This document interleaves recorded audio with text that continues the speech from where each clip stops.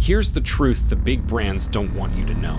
They started fooling the people as if they were marketing to the rich, but the rich turned them down many times.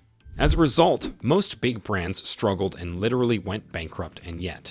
Fast forward to present day, big brands makes over $100 billion revenue a year. You see, big brands is no longer just for the rich people.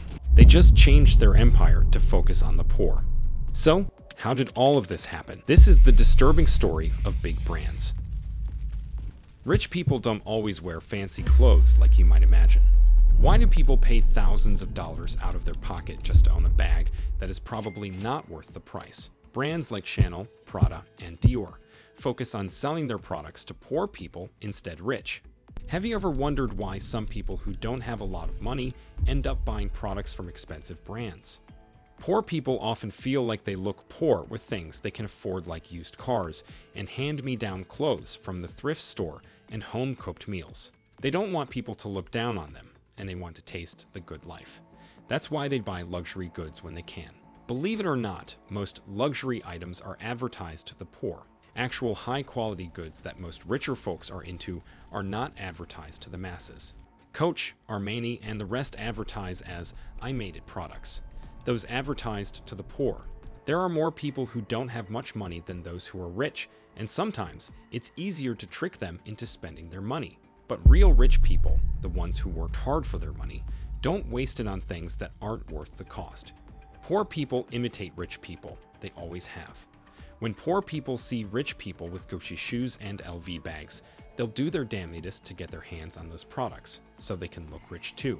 I think it's silly to believe that wearing fancy brands makes someone smart or rich. Actually, it can trick people who don't have a lot of money. We might think we're not rich if we don't wear fancy stuff, but there are lots of folks who make tons of money and still keep things simple. Wearing brand clothes gives people a sense of control over their life and environment, which may lead to elevated self-esteem and confidence. They believe that owning these items will make others see them as successful, boosting their self-esteem and making them feel like they belong to a certain social circle. Luxury brands are really good at making us feel a certain way, like we belong to something awesome and unique.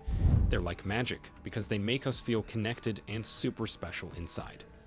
Some people think that if they spend more money, they'll get something really good that will last a long time. So they like to pick expensive brands, hoping it will save them money because they won't have to buy new things or fix stuff all the time.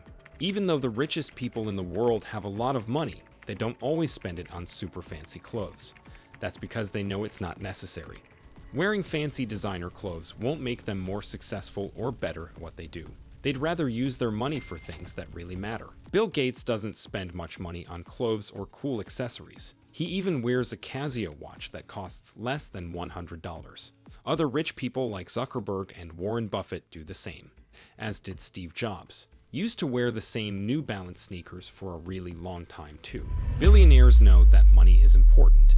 Even though it feels nice to buy fancy clothes and jewelry sometimes, a lot of rich people think it's not smart to spend a ton of money on clothes. Advertising is the art of convincing people to spend money they don't have for something they don't need. Every day, we're exposed to a barrage of advertisements and branding efforts.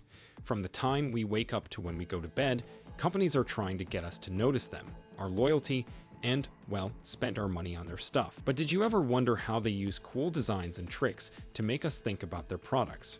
Before you even read a word of their marketing materials, brands communicate with you through their visual identity, like the Apple symbol, Nike, or the big yellow M of McDonald's.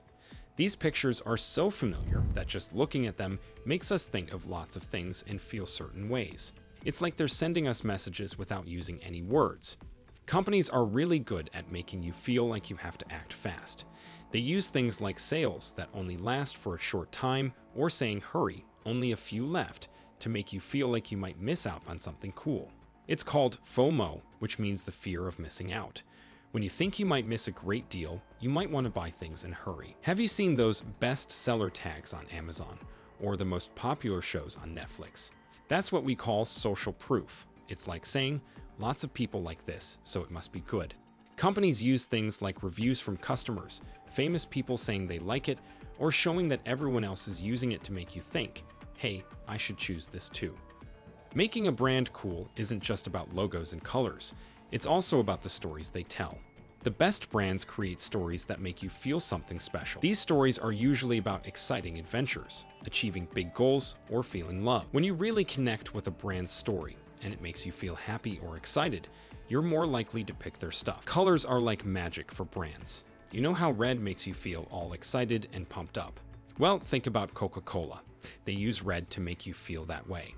And when you see green, like in the Starbucks logo, it makes you think about being healthy and nature. Brands pick their favorite colors on purpose to make you feel special things when you look at their stuff. Even if you don't notice, these colors can make you want to buy something without even thinking about it too much. Really cool ads not only make you think, but also make you feel something. They use strong marketing to talk to your emotions and make you really like certain things.